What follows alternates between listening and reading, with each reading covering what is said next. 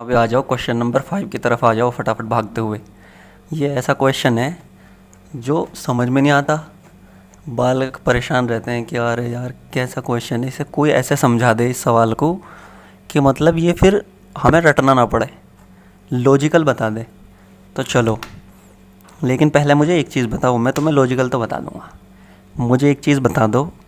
अगर कोई पैरेललोग्राम है, ये कोने में को मैंने रफ ले लिया हल्का सा, ये अगर कोई पैरेललोग्राम है ए बी सी डी, तो इसमें एक चीज़ ध्यान रखना मेरे भाइयों, जो आमने सामने के एंगल होते हैं वो बराबर होते हैं। एंगल बी होता है एंगल डी के बराबर, और एंगल ए किसके बराबर होता है?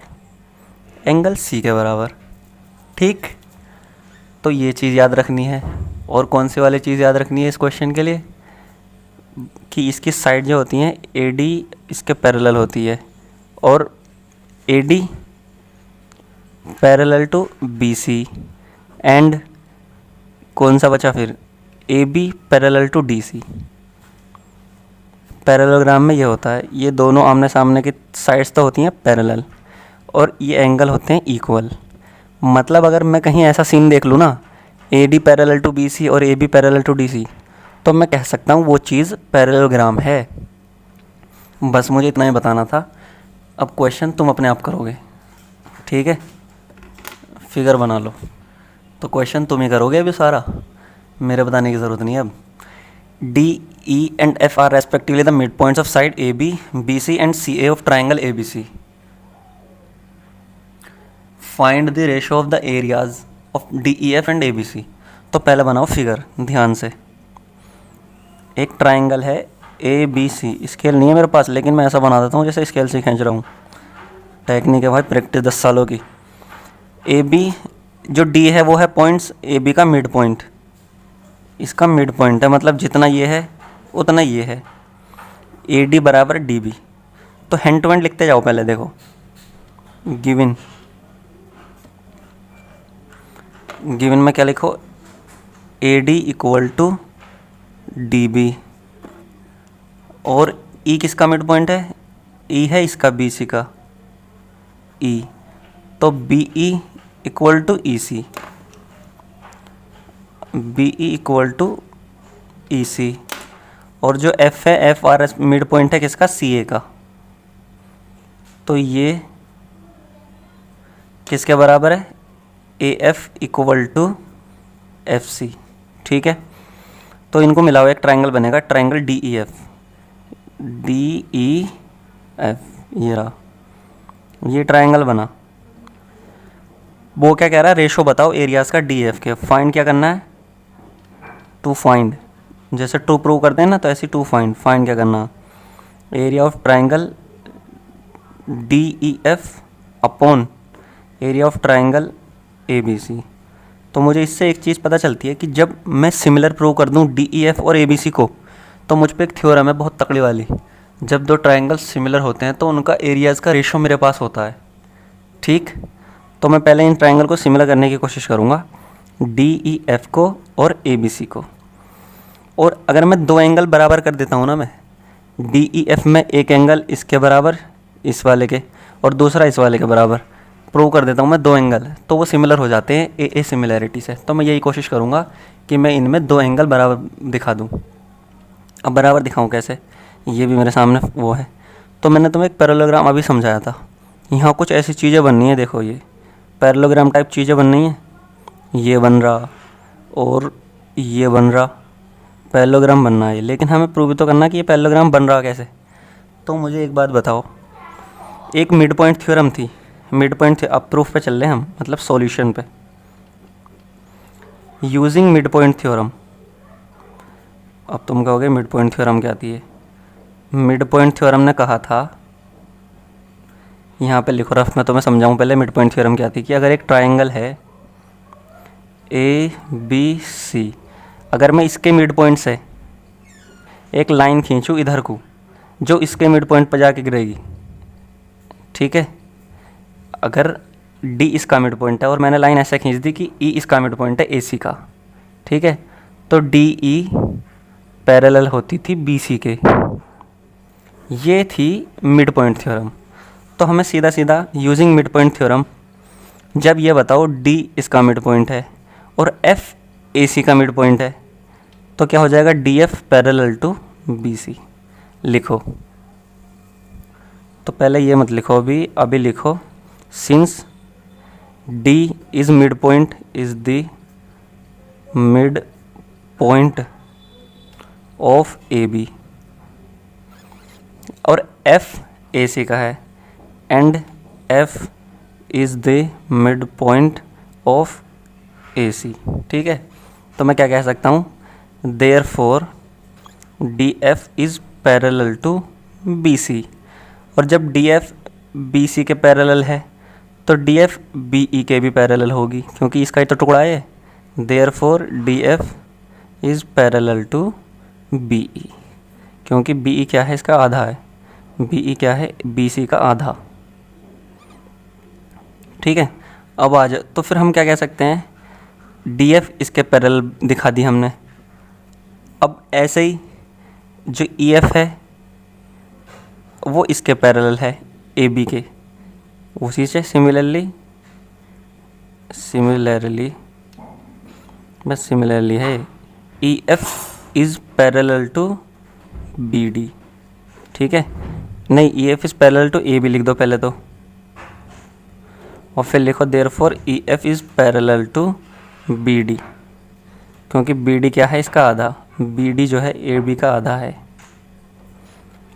देयरफॉर क्या, बस हो गया। अब ये देखो, ई एफ तो डी बी के पैरेलल है और बी ई डी एफ के पैरेलल है। जब आमने सामने की साइड्स पैरेलल होती थी तो वो क्या बनता था, parallelogram. Therefore B E F D is parallelogram. और जब पैरेललोग्राम है तो आमने सामने के एंगल बराबर हैं, एंगल बी एंगल एफ के बराबर, angle B therefore angle B बराबर angle F and angle E बराबर एंगल डी। चलो इतना ही रख लो, हमारे पास इसका काम आएगा। ठीक है, अब क्या करो, ये पैरेललोग्राम तो प्रूव कर दिया, अब इस वाले को प्रूव करो। इस वाले को, इसको भी ऐसे प्रूव कर लो। सिंस क्या था, ये देखो, ये इसके पैरेलल प्रूव कर दी थी हमने। ये तो B E F is parallel to, since E F is parallel to A B. ये देखो कहाँ आई थी, E F is parallel to A B, E F is parallel to A B.